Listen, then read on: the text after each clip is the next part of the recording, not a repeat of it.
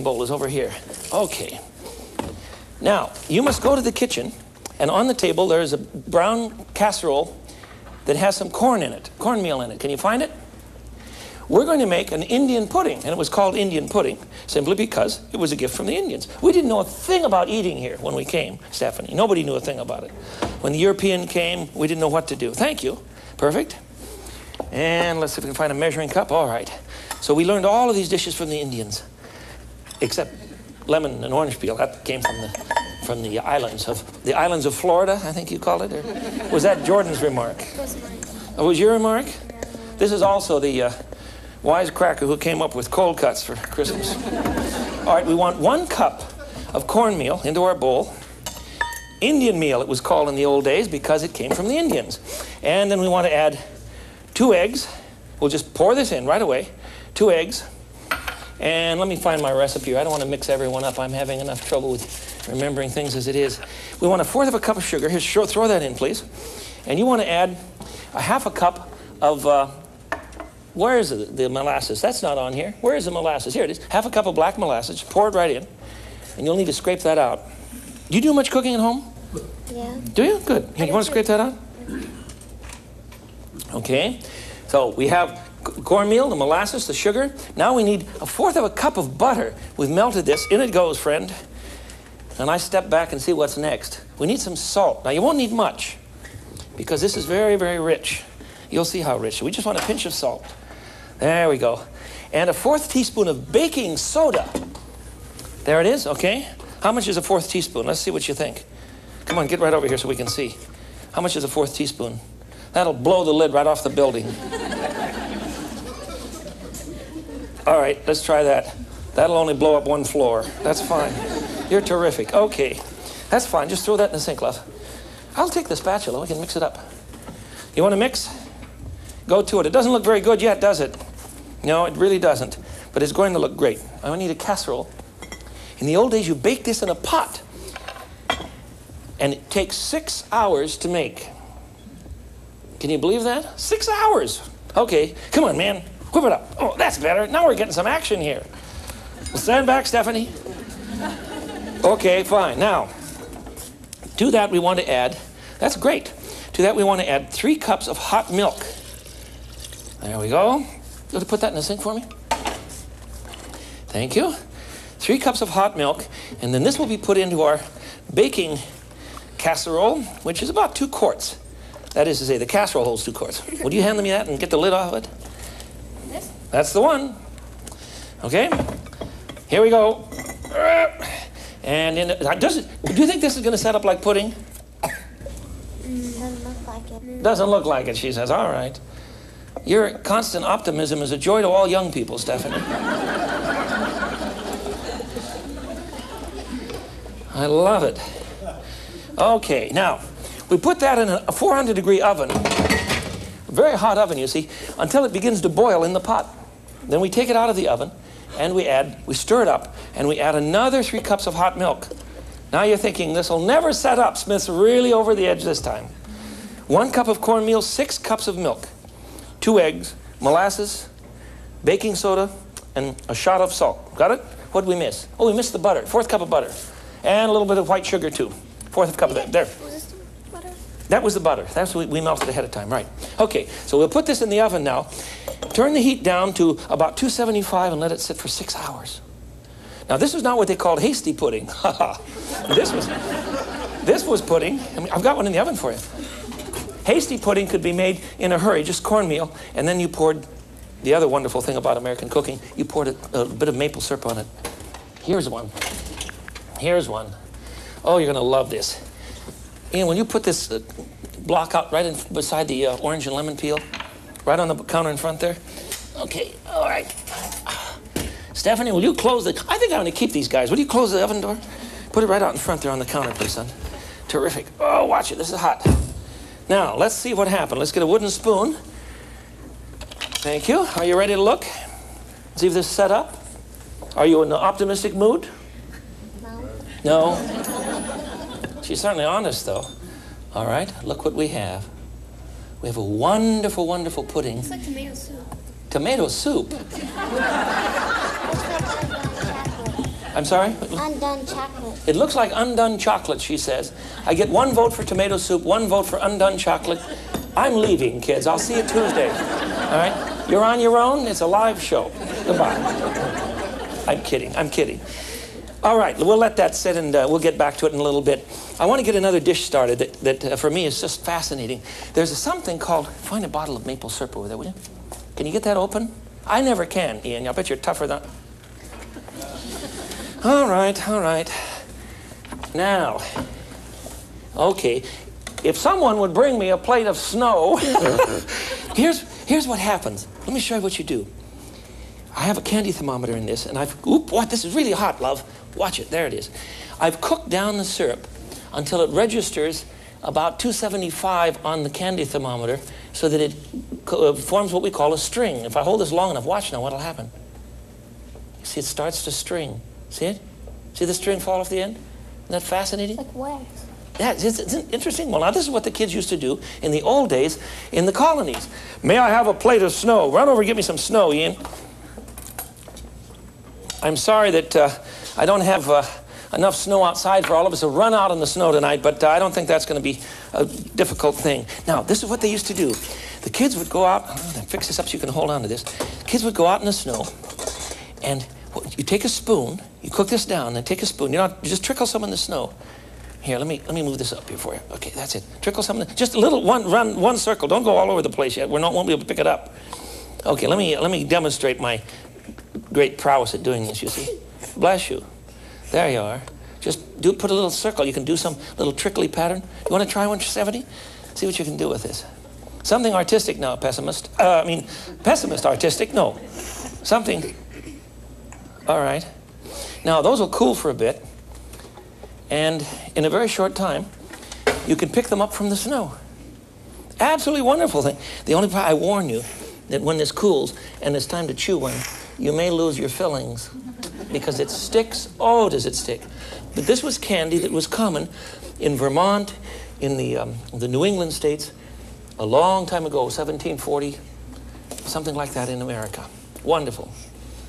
Wonderful. Taste that and tell me what you think. What's the matter, Ian? Are your teeth stuck? Ah, isn't that delicious? Oh, Ian, go sit down. He can't even talk. Let's make another dish. Send in the next runner, for heaven's sakes. This is Jordan. Come on, Jordan. Have you ever had pound cake? No. Okay, here we go. Throw 2 sticks of butter in the machine, please. Don't throw the plate in. Yes, just use your fingers. That's all right. Put it right in there.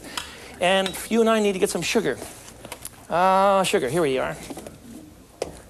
That's it. That's it. Nothing wrong with cooking with your fingers, for heaven's sakes. That's all right. Okay. Thank you. You want to chuck that in the sink for me? Now, this is called a pound cake because it weighs a ton. Yeah, it's really the truth. 2 sticks of butter, and we want to add 1 1/3 cups. Where's the lever here? Here it is. 1 1/3 cups of sugar, and we're going to cream that together. And cream simply means you work it in a mixer until it's all smooth and lovely. How's it looking? Stick your head in there, Stephen. No, not all the way. Not all the way. Just tell me what you think. You got it? Okay, is that working yet? We'll speed it up here. There we go.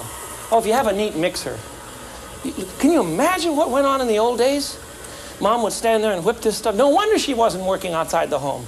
Good Lord. She had to get up at 5 o'clock in the morning just to keep everyone going. All right, we want to add a little bit of mace. And mace is part of the outside of the nutmeg. So it has a sort of a similar flavor. It's very common in the colonies. A little bit of mace. I'm putting in about 1/4 of a teaspoon.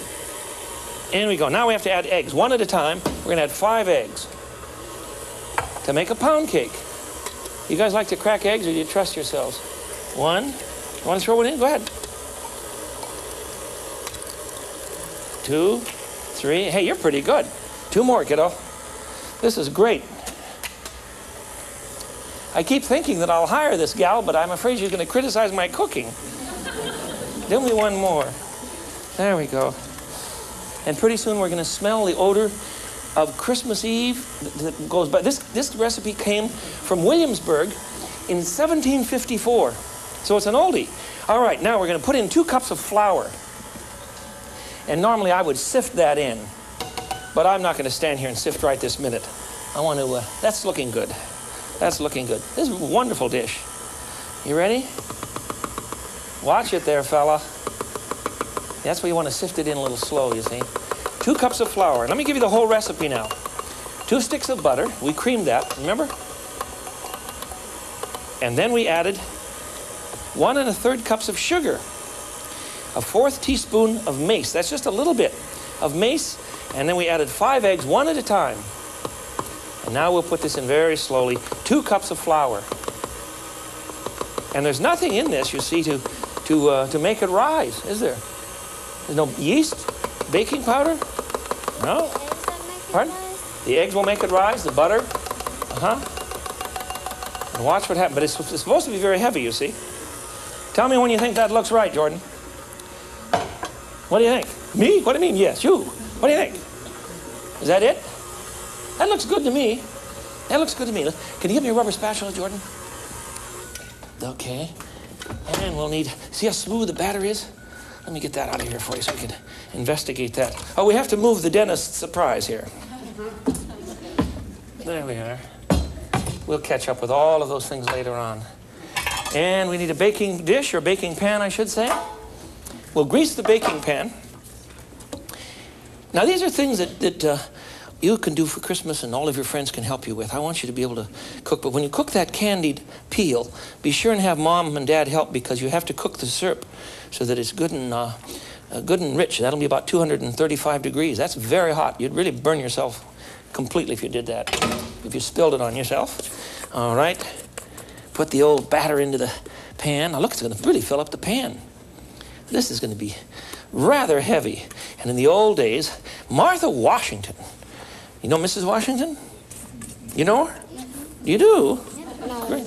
No? Well, come on, make up your mind, I've Stephanie. heard of her, but I haven't ever met her. I see. You've heard of her, but you haven't met. You've met her? Jordan, you would. I won't even ask. Never mind. I bet you have a teacher named Martha Washington, huh? Close. Close. Okay. Now, this goes into a 350-degree oven, 325, a slow oven, for about an hour. Do you want to put it down the bottom oven for me, darling? And we'll take the other one out. Get a pot holder for you. Whoops, wrong oven. Let's try this one. Who took the cake? Ah, we found it. Okay, slip that one in alongside. That's fine. And here you go. Take this one out. What do you think, Jordan? Okay. Got it? Let me help here. That's fine. That's fine. All right, good. Got it? It's not terribly hot. I think it's cooled properly. Look at this. What do you think, friend? And this neck is craning like mad. I love it. This goes in the sink. Okay? Thank you. Now, there it is. There it is. Boy, that was simple, wasn't it? Now, I want you to hold up your muscle, please. Hold up your arm. Give me your muscle. Let's see it. All right. I'll trust you. Pick that up and tell me how much you think it weighs. No, not the whole board. Just the cake, friend. What do you think? Don't drop that. You'll bust the building. All right? Down it goes. That's fine. That weighs 2 pounds. Exactly. And that's one of the reasons I call it a pound cake. Isn't that fun? I thought I called it a pound cake because it made people put on pounds. Well, you know, I think this is your last scene. You're getting more laughs than I am, and kiddo, it's all over. It's all over. It's all over. Do you know what I should have done before I sliced that? Isn't that gorgeous? Look how heavy and rich that is. You really need a cup of tea with this, or you'll go under. I should have put some powdered sugar on the top of this. You can buy those fancy little sifters, but I don't like them. Just mush it together. Just put it back together. Just mush it together? Go on, mush it. Me? Yes, please. Tell me what you're talking about here. Just mush it together. See? All right. There we go. What do you think? Does that look all right? Now, do you want to straighten it? Do you want to unmush it? Thank you. Boy, the technical terms in television, I tell you. You have to learn these things. That's gorgeous. That's gorgeous. All right. I've got to tell you that the thing that got me going on this kick on American cooking is a kitchen that is still in operation in Colonial Williamsburg. This kitchen was in operation prior to the American Revolution, And the insulting thing is that it belonged to the English governor here when Williamsburg was